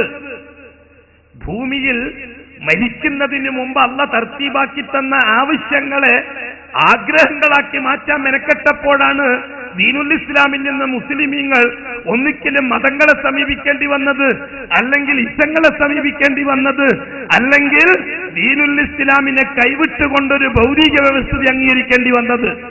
ആവശ്യങ്ങളെ ആഗ്രഹങ്ങളാക്കാൻ മെനക്കെട്ടപ്പോൾ വല്ലാഹി ഭൂമി ആഗ്രഹം തീർക്കാനുള്ള സ്ഥലമല്ല, ആവശ്യം തീർക്കാനുള്ള സ്ഥലമാണ്. ആഖിറത്തിലാണ് മനുഷ്യൻ ആഗ്രഹം തീർക്കാനുള്ള ഏർപ്പാടുണ്ടാക്കി വെച്ചിരിക്കുന്നത്. അതും വിശദമായി സംസാരിക്കേണ്ട കാര്യമാണ്. ആവശ്യങ്ങളും ആഗ്രഹങ്ങളും തമ്മിലൊരു വേർപിരിയൽ ഈ ഉമ്മത്തിന് പരിശീലിപ്പിച്ചു കൊടുക്കണം. അല്ലെങ്കിൽ പണ്ഡിതന്മാരായാലും പാമരന്മാരായാലും ആഗ്രഹങ്ങൾ പൂർത്തിയാക്കാൻ ആർത്തിയുമായി ഈ ദുനിയാവിൽ നടക്കും. ആഗ്രഹം ആഖിറത്തിൻ്റെതാകുമ്പോൾ ആ ആർത്തിക്ക് അടിസ്ഥാനമുണ്ട്. ആഗ്രഹം ദുനിയാവിൽ തീർക്കാൻ മെനക്കെടുമ്പോൾ ആർത്തി അപകടമാവുകയും ചെയ്യും. ആ അപകടത്തിന്റെ ദുസ്സൂചനയാണ് ഉലമാക്കളിലും ഉമറാക്കളിലും നമ്മൾ കണ്ടുകൊണ്ടിരിക്കുന്നത്. എന്നിട്ടല്ലേ പിന്നെ സാധാരണക്കാരനല്ല. ബഹുമാനമുള്ള സുഹൃത്തുക്കളെ, സഹോദരന്മാരെ, പ്രിയമുള്ള സഹോദരിമാരെ, അപ്പൊ ദീനുൽ ഇസ്ലാം എന്ന് പറഞ്ഞാൽ എന്താ? അല്ലാഹു സുബ്ഹാനഹു വ തആല മനുഷ്യർക്ക് വേണ്ടി നിശ്ചയിച്ചു കൊടുത്തത്. എന്നാൽ മനുഷ്യൻ എന്ന് പറഞ്ഞാൽ എന്താ? മനുഷ്യൻ അവൻ തികച്ചും ഒരഭൗതിക സൃഷ്ടിയാണ്. മനുഷ്യൻ ആകാശ സൃഷ്ടിയാണ്. മനുഷ്യൻ ഭൗതിക സൃഷ്ടിയല്ല. ഈ ഒരു ചർച്ച തീർച്ചയായിട്ടും നമുക്കിടയിൽ ഉണ്ടാവണം. മനുഷ്യൻ അഭൗതികനാണോ അതോ ഭൗതികനാണോ?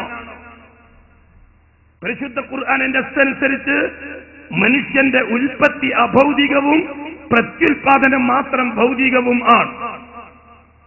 സൂറത്തു ദഹ്റിന്റെ തുടക്കത്തിൽ 3 ആയത്തുണ്ട്. ഹൽ അതാ അലൽ ഇൻസാനി ഹീനും മിനദ് ദഹ്രി ലം യകുൻ ശൈഅൻ മദ്കൂറ. മനുഷ്യൻ എന്ന സൃഷ്ടിയുടെ ഉൽപ്പത്തിയുമായി ബന്ധപ്പെട്ട കാലയളവുകളെയാണ് സൂചന. രണ്ടാമത്തെ ആയത്ത് ഇന്നാ ഖലഖ്നൽ ഇൻസാന മിൻ നുത്ഫത്തിൻ അംശാജിൻ നബ്തലീഹി വജഅൽനാഹു സമീഅൻ ബസീറ. തീർച്ചയായും മനുഷ്യനെ നാമാണ് നിർമ്മിച്ചെടുത്തത് ഒരു തുള്ളി ശുക്ലത്തിൽ നിന്ന്. അവന് കാതും കണ്ണും ഉണ്ടാക്കി കൊടുത്തത് ഞാനാ. ഇത് മനുഷ്യന്റെ പ്രത്യുൽപാദനത്തെ പറ്റിയുള്ള ചർച്ചയാ. ഉൽപ്പത്തി നിർമ്മാണം ആകാശത്തിൽ വെച്ച് നടന്നു എന്നത് ഖുർആന്റെയും ഹദീസിന്റെയും നസ്സ. പ്രത്യുൽപാദനം ഭൂമിയിൽ വെച്ച് എന്നുള്ളത് ഖുർആന്റെയും ഹദീസിന്റെയും നസ്സിന് പുറമെ മനുഷ്യന്റെ അക്കരുമായിട്ട് ബന്ധപ്പെട്ട അറിവും കൂടിയാ. ഇതാണ് മനുഷ്യന്റെ 2 ഘട്ടങ്ങൾ.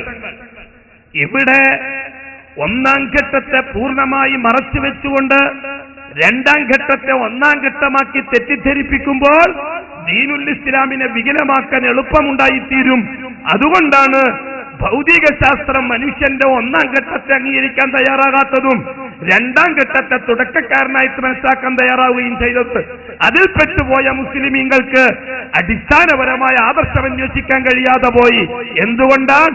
അടിസ്ഥാനപരമായി മനുഷ്യൻ എന്താണെന്നറിയാത്തതുകൊണ്ട്. അല്ലാഹു സുബ്ഹാനഹു വ തആല മനുഷ്യ നിർമ്മാണത്തിന്റെ തുടക്കം കുറിച്ചുകൊണ്ട് ആകാശലോകത്ത് മലക്കുകളുടെ ഒരു സമ്മേളനത്തിൽ വെച്ച് അല്ലാഹുവിന്റെ ഉദ്ദേശം വിശദീകരിക്കുകയുണ്ടായി. ഇല്ലേ? എന്തു പറഞ്ഞു സൂറത്തുൽ ബഖറ? വഇദ് ഖാല റബ്ബുക ലിൽ മലായികതി ഇന്നി ജാഇലുൻ ഫിൽ അർളി ഖലീഫ. നിന്റെ റബ്ബ് പ്രസ്താവിച്ചപ്പോൾ ആരോട്? ലിൽ മലായിക, മലക്കുകളോട്. എന്താണ് പ്രസ്താവന? ഇന്നി ജാഇലുൻ ഫിൽ അർളി ഖലീഫ. ഭൂമിയിൽ വീണ്ടും ഒരു വിഭാഗത്തെ നിർമ്മിക്കാൻ ഞാൻ തീരുമാനിച്ചിരിക്കുകയാണ്. അള്ളാഹുവിന്റെ പ്രസ്താവന പരിശുദ്ധ ഖുർആൻ. ആ സമയത്ത് മലക്കുകൾ പറഞ്ഞ മറുപടിയും ഖുർആൻ എടുത്ത് ഉദ്ധരിച്ചിട്ടുണ്ട്. അതജഅലു ഫീഹാ മൻ യുഫ്സിദു ഫീഹാ വയസ്ഫികു ദിമാ. രക്തച്ചൊരിച്ചലും കുഴപ്പവും വിപ്ലവവും കലാപവും ഉണ്ടാക്കുന്ന ഈ ഭൂമി കുട്ടിച്ചോറാക്കുന്ന ഒരു വിഭാഗത്തെ നീ വീണ്ടും ഉണ്ടാക്കാൻ പോകുകയാണോ? അങ്ങനെ അവർക്ക് ആ പിടുത്തം കിട്ടിയത്, അറിവ് കിട്ടിയത്. അധികം മുഫസ്സിറുകളും വിശദീകരിച്ചത്, ഇതിനു മുമ്പ് ജിന്നുവർഗത്തെ കൊണ്ട് ഈ ഭൂമിയെ നിയന്ത്രിച്ചപ്പോൾ അവരവിടെ ഉണ്ടാക്കിത്തിരിക്കുന്ന തോന്നിയവാസങ്ങൾക്ക് അറുതി വരുത്താൻ അള്ളാഹ് ഉപയോഗിച്ചത് മലക്കുകളെയായിരുന്നു. ആ അറിവ് വെച്ചുകൊണ്ടാണ് അള്ളാഹുവിനോട് ഈ മറുപടി അവർ പറഞ്ഞത്. അതിന് മറുപടിയായിട്ട് അള്ളാഹു തആല പറഞ്ഞു, ഖാല ഇന്നി അഅലമു മാ ലാ തഅലമൂൻ. നിങ്ങൾക്കറിയാത്ത കാര്യങ്ങൾ അറിയുന്നവനാണ് ഞാൻ. ആ ഫസ്റ്റ് ചർച്ച അവസാനിച്ചു. ഒന്നാം റൗണ്ട് ചർച്ച നടന്നത്, ഈ ചർച്ച നടന്നില്ല. ഇപ്പോൾ ചർച്ച പറഞ്ഞു സൂറത്തുൽ ബഖറയിലെ ആയത്തോതിട്ടാണ് ഞാൻ ചർച്ചയുടെ ഉദ്ഘാടനം നിങ്ങൾക്ക് വിശദീകരിച്ചു തന്നത്. എവിടെ വെച്ചാണ് ആ സംഭവം നടന്നത്? മനസ്സിന്റെ ഉള്ളിൽ തസ്ദീഖ് വേണം. മാ ഖാലല്ല, തസ്ദീഖ് ഇഖ്റാറും ആയിരിക്കണം, ഇഖ്റാർ അഅമാലും ആയിരിക്കണം. അപ്പോഴേ ഈമാന്റെ ഒന്നാം ഭാഗം പൂർത്തിയാവുള്ളൂ. അതാ ഞാൻ നേരത്തെ പറഞ്ഞ ഈമാൻ, ഇസ്ലാം, മാ ഖാലല്ലാഹ് വമാ ഖാല റസൂലുള്ളാഹ് വആസാറു സഹാബ. എന്തൊരു നല്ല പ്രമേയം!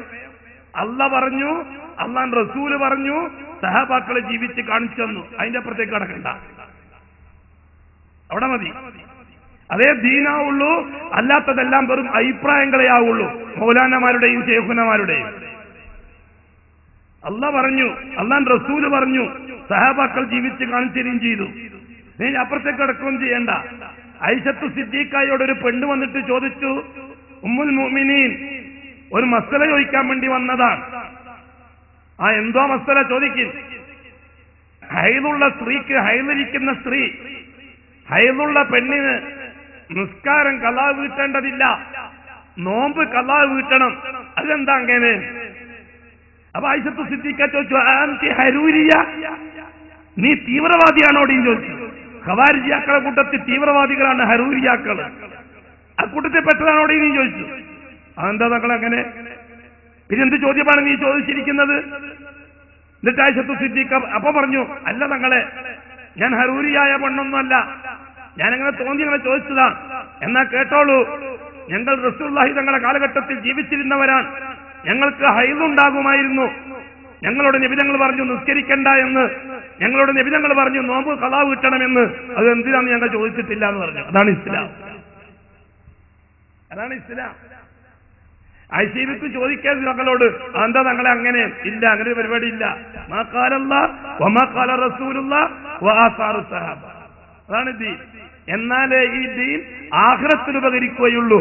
ദുനിയാവിൽ ചില കോലങ്ങളൊക്കെ കെട്ടാൻ മറ്റു പലതുകൊണ്ടും പറ്റും, ഇല്ലേ? 19-ാം നൂറ്റാണ്ടിന് ശേഷമല്ലേ പരിശുദ്ധ ഖുർആനും തിരുസുന്നത്തും വെച്ചുകൊണ്ട് പുതിയ ഇസ്ലാം ഉണ്ടാക്കാൻ മെനക്കെട്ടത് മുസ്ലിം ലോകം. അതിന് കൈറോ യൂണിവേഴ്സിറ്റി സപ്പോർട്ടും ചെയ്തു കൊടുത്തില്ലേ? ഈജിപ്ത് കേന്ദ്രമാക്കിക്കൊണ്ട് പുതിയ ചിന്താഗതികൾ വന്നപ്പോൾ ഓറിയന്റലിസ്റ്റുകൾ അതിന് വളവിട്ട് കൊടുത്തില്ലേ?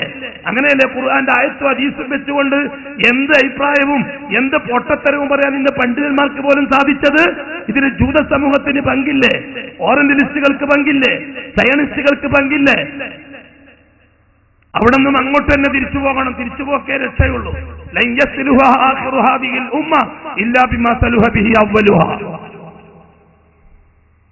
അപ്പൊ നമ്മളെ ശൈത്താൻ നമ്മളെ ബുദ്ധിക്ക് ചൂടുകൂട്ടിത്തരും, നമ്മളെ ടെക്നോളജിക്ക് ചൂടുകൂട്ടിത്തരും. അങ്ങനെ ബുദ്ധിയോണ്ട് ചോദിക്കടാ, ചോദിക്ക്, എന്താ അങ്ങനെ, എന്താ ഇങ്ങനെ, അള്ളാഹ് എന്താ അങ്ങനെ, നബിതങ്ങൾ എന്താ ഇങ്ങനെ, ഇസ്ലാം എന്താ അങ്ങനെ, ചോദിക്കടാ. ചോദിച്ച് അവസാനം എന്താവുന്നറിയുമോ? നിന്റെ ബുദ്ധിക്കും ചിന്തക്കും ഒരു കടിഞ്ഞാണുണ്ട്. ആ കടിഞ്ഞാണ് അപ്പുറത്തേക്ക് നീ ചാടും. ഒരതിർത്തിയുണ്ട്, അതിനപ്പുറത്തേക്ക് നീ ചാടും. പിന്നെ നിന്റെ ചിന്തയും നിന്റെ ബുദ്ധിയും നിന്റെ ഗവേഷണവും കാട് കയറും. അതോടുകൂടി നീയും നശിക്കും, നിന്റെ സമൂഹവും നശിക്കും. കൺട്രോൾ ആവശ്യമാണ് ബുദ്ധിക്ക്, ചിന്തക്ക് കൺട്രോൾ ആവശ്യമാണ്. അല്ലാഹ് ആകാശം നിന്ദിക്കാൻ പറഞ്ഞിട്ടില്ലേ? ഭൂമി നിന്ദിക്കാൻ പറഞ്ഞിട്ടില്ലേ? ഇന്ന ഫീ ഖൽഖിസ് സമാവാതി വൽ അർദി വഖ്തിലാഫിൽ ലൈലി വൻ നഹാരി ലആയാതിൻ ലിഉലിൽ അൽബാബ് അല്ലദീന യദ്കുറൂനല്ലാഹ ഖിയാമൻ വഖുഊദൻ വഅലാ ജുനൂബിഹിം വയതഫക്കറൂന ഫീ ഖൽഖിസ് സമാവാതി വൽ അർദ്. അല്ലാഹു സുബ്ഹാനഹു വ തആല പറഞ്ഞിട്ടില്ലേ?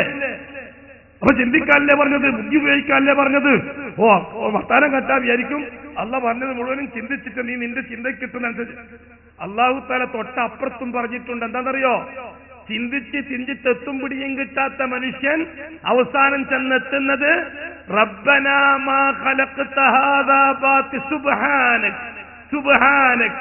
ഞാൻ എന്ത് ചിന്തിച്ചിട്ട് എന്താ പഠിച്ചോനെ, ഞാൻ എന്താലോചിച്ചിട്ട് എന്താ പഠിച്ചോനെ, ഞാൻ എന്ത് ഗവേഷണം ചെയ്തിട്ട് എന്തോ പഠിച്ചോനെ, നീ തന്നെയാണ് മിടുക്കൻ, നീ തന്നെയാണ് എല്ലാം. നിന്നെപ്പറ്റി ആരെന്ത് പറഞ്ഞാലും അത് ഉൾക്കൊള്ളാൻ കഴിയില്ല. സുബ്ഹാനക് ഉസബ്ബിഹുക സുബ്ഹാന. നിന്നെ ഞാൻ എല്ലാറ്റിൽ നിന്നും ശുദ്ധനാക്കി നിർത്തുന്നു. റബ്ബന, ഒരു കാര്യം എനിക്ക് ബോധ്യപ്പെട്ടു, റബ്ബന മാ ഖലഖ്ത ഹാദാ ബാതില. ഇതൊന്നും നീ വെറുതെ സൃഷ്ടിച്ചതല്ല, നിനക്ക് ബോധ്യപ്പെട്ടു. അതിൽ കവിഞ്ഞ് വേറെ ഒന്നും എനിക്ക് മനസ്സിലാകുന്നില്ല. അതുകൊണ്ട് ഞാൻ അങ്ങോട്ട് പോകുന്നില്ല. ഫഖിനാ അദാബന്നാർ. നരകത്തിൽ നിന്ന് രക്ഷപ്പെടാനുള്ള വഴി എന്താണെന്ന് വെച്ചാൽ അങ്ങോട്ടാണ് ഞാൻ പോകുന്നത്. എന്നുവെച്ചാൽ നിന്റെ ചിന്തയും നിന്റെ ബുദ്ധിയും എന്തിനുപകരിക്കണം? നരകത്തുനിന്ന് സലാമത്തായിട്ട് സ്വർഗത്തിലേക്ക് എത്താൻ ഉപകരിക്കണം. അവസാനം നിന്റെ ബുദ്ധിയും ചിന്തയും എത്തിയത് അങ്ങനത്തെ എന്ത് നരകം എന്ത് സ്വർഗം എന്ന് പറഞ്ഞിടത്താണ് നീ എത്തിയത് ചിന്തിച്ചിട്ട്. നിന്റെ ഗവേഷണവും നിന്റെ ചിന്ത അവസാനം എന്ത് സ്വർഗം, ഇനി സ്വർഗത്തെ തന്നെ എല്ലാം കൂടി ഉൾട്ടയാക്കിയിട്ടൊരു പുതിയ സ്വർഗം ഉണ്ടാക്കേണ്ട വല്ല തിരക്കുണ്ടോ? ചില ആൾക്കാർക്കും തോന്നിപ്പോവും കാര്യങ്ങൾ പോക്ക് കണ്ടാൽ. ഇല്ല, അങ്ങനൊരു ചിന്തയില്ല. ചിന്തയെ തളച്ചിടുക എന്തിൽ? മാ ഖാലല്ലാഹി വമാ ഖാല റസൂലുള്ളാഹി വആസാറു സഹാബി. അതിന്റെ അപ്പുറത്തൊരു ചിന്തക്ക് അടിസ്ഥാനമില്ല. അതിന്റെ പിന്നെ ഉള്ള ചിന്ത എന്താ? അല്ലാഹു തആല അക്കൽ ഉപയോഗിച്ച് അള്ളാഹിനെ കണ്ടെത്താൻ മെനക്കെട്ടത് അള്ളാഹു പറഞ്ഞെന്ന നെക്കലിലുള്ള അക്കില, നെക്കല് വെച്ചുകൊണ്ടുള്ള അക്കില, നെക്കല് വെച്ചുകൊണ്ടുള്ള അക്കില. അതൊക്കെ ഇപ്പൊ വിശദീകരിക്കാൻ മെനക്കെട്ട സമയം വിളിട്ടേക്ക്. ബഹുമാനമുള്ള സഹോദരങ്ങളെ, സ്നേഹിതന്മാരെ, ആകാശത്തിൽ വെച്ച് നടന്ന ഒന്നാം ഘട്ട ചർച്ചയെ പറ്റിയാണ് ഈ പറഞ്ഞത്. എന്നിട്ടെന്താ ചെയ്തത്? അല്ലാഹു സുബ്ഹാനഹു വ തആല മലക്കുകളിൽ നിന്ന് പ്രഗത്ഭന്മാരെ ഉപയോഗിച്ച് ഭൂമിയിൽ നിന്നൊരു പിടി മണ്ണ് ശേഖരിച്ചു. അല്ലേ? വബദഅ ഖൽഖൽ ഇൻസാനി മിൻ തീൻ. 4 or 5 ഗുണങ്ങൾ ഈ മനുഷ്യൻ നിർമ്മിക്കാൻ ഉപയോഗിച്ച മണ്ണിനെ പറ്റി അല്ലാഹ് പറഞ്ഞിട്ടുണ്ട്. തുറാബ് എന്ന് പറഞ്ഞിട്ടുണ്ട്, സുലാലത്തുൻ മിൻ തീൻ എന്ന് പറഞ്ഞിട്ടുണ്ട്, വെറും തീൻ എന്ന് പറഞ്ഞിട്ടുണ്ട്, തീനുൽ ലാസിബ് എന്ന് പറഞ്ഞിട്ടുണ്ട്, ഹമഉം മസ്നൂൻ എന്ന് പറഞ്ഞിട്ടുണ്ട്. മനുഷ്യന്റെ ഉൽപ്പത്തി നിർമ്മാണത്തിന് അള്ളാഹു ഉപയോഗിച്ച മെറ്റീരിയലിനെ പറ്റിയുള്ള ചർച്ചയാണത്. അത് നമ്മളെ വക ഉൾട്ടയാക്കാൻ മേക്കേണ്ട, നേർക്ക് നേരങ്ങ് മനസ്സിലാക്കിയാൽ മതി. ഭൂമിയിൽ നിന്നൊരു പിടി മണ്ണ് ശേഖരിച്ച് ഉൽപ്പത്തി നിർമ്മാണം നടത്തിയവനാണ് അല്ലാഹ്. വബദഅ ഖൽഖൽ ഇൻസാനി മിൻ തീൻ. അല്ലാഹു സുബ്ഹാനഹു വ തആല മണ്ണ് കൊണ്ടുണ്ടാക്കിയ രൂപത്തിൽ സന്തുലിതത്വം ഏർപ്പെടുത്തി, തസ്വിയത്ത് ഏർപ്പെടുത്തി. തസ്വിയത്ത് എന്താണെന്നൊക്കെ പഠിച്ചോളണം, ഇപ്പൊ ചർച്ച ചെയ്യാൻ നേരെയില്ല. തസ്വിയത്ത് ഏർപ്പെടുത്തിയതിന് ശേഷം പിന്നെ ചെയ്തത് എന്താ? വനഫഖ ഫീഹി മിർ റൂഹിഹി.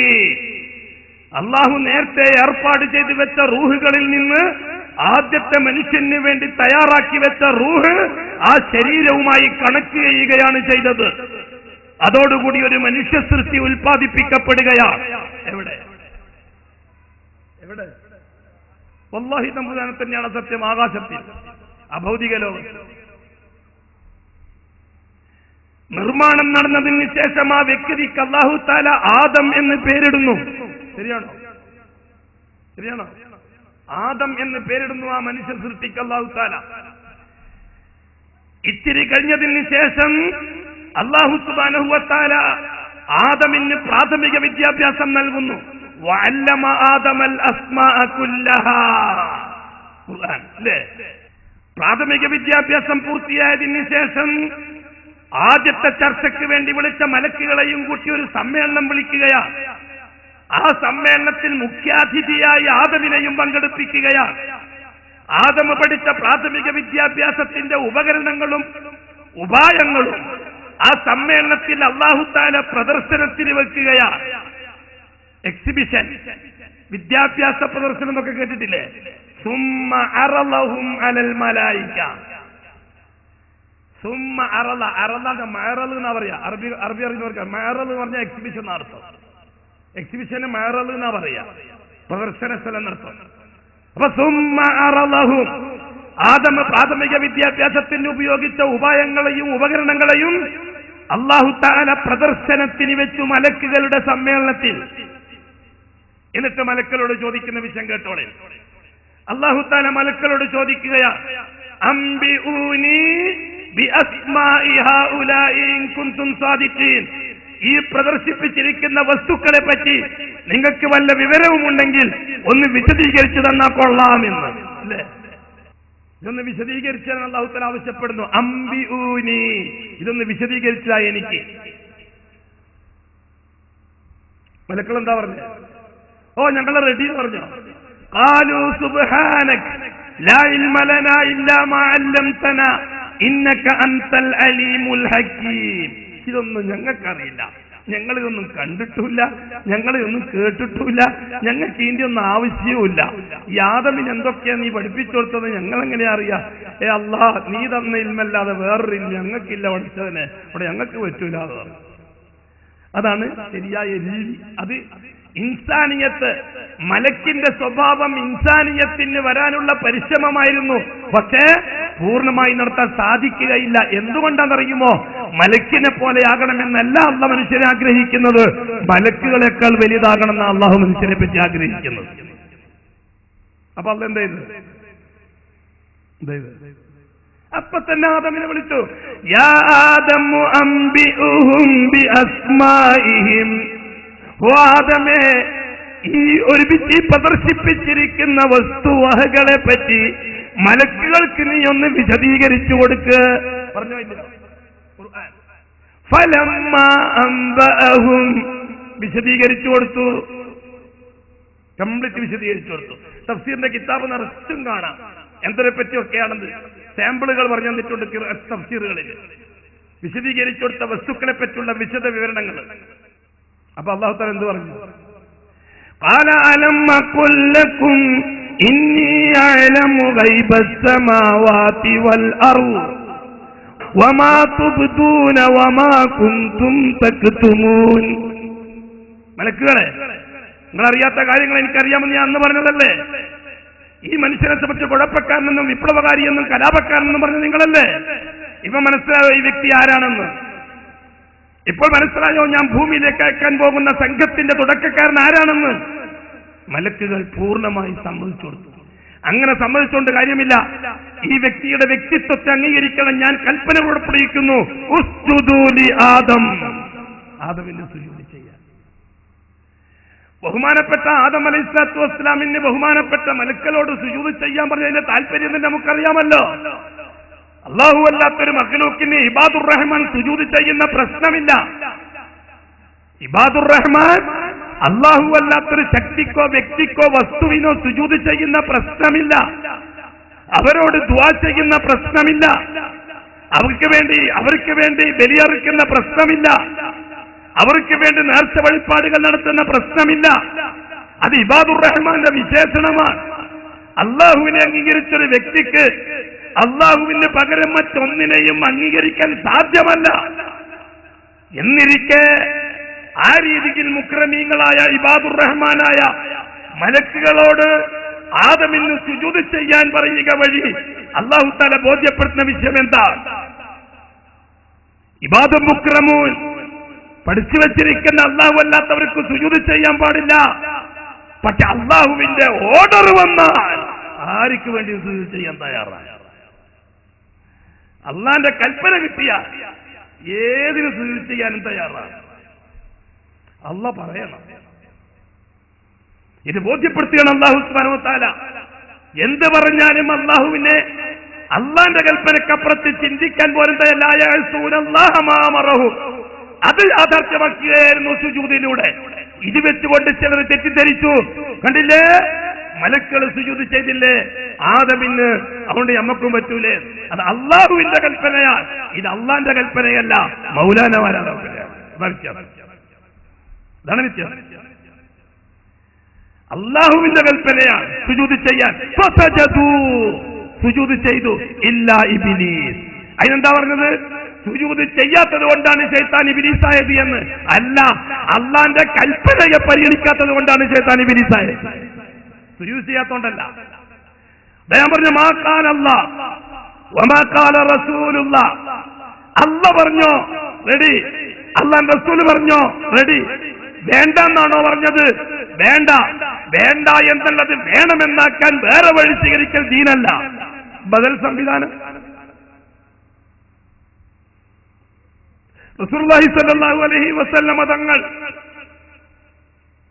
സഹാബാക്കൾക്ക് പഠിപ്പിച്ചു കൊടുത്തത് മയ്യിത്ത് കൊണ്ടുപോകുന്ന സന്ദർഭത്തിൽ മൗനമായിട്ട് പോകണം. വേറെ ഒരു ഏർപ്പാട് മയ്യിത്ത് കൊണ്ടുപോകുന്ന സമയത്തില്ല. ഖുർആനോത്തില്ല, ദിക്റില്ല, പാടലില്ല, കൂടലില്ല, ഒന്നുമില്ല.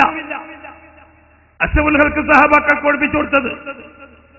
കുറെ കാലം കഴിഞ്ഞപ്പോൾ മരിച്ച മയ്യിത്തിന്റെ ഒന്നിച്ചു പോകുന്ന ഒരു പാട്ട് പാടാൻ തുടങ്ങി, ചിരിക്കാൻ തുടങ്ങി, കളിക്കാൻ തുടങ്ങി. അപ്പൊ കുറെ ആൾക്കാർ വന്നിട്ട് പറഞ്ഞു, ഇത് ശരിയല്ല, അതിന് പകരം നമുക്ക് ദിക്റിയല്ല. ഇല്ല, നിരോധനമായി തന്നെ നിൽക്കണം, കൽപ്പനയായിട്ട് നിൽക്കണം. ഒരു നിരോധനത്തിൽ ജനങ്ങൾ ഇടപെടുമ്പോൾ നിരോധനം ഇല്ലാതാക്കാൻ വേറൊരു നിരോധനം അമ്രാക്കാൻ പറ്റുകയില്ല, ദീനല്ല.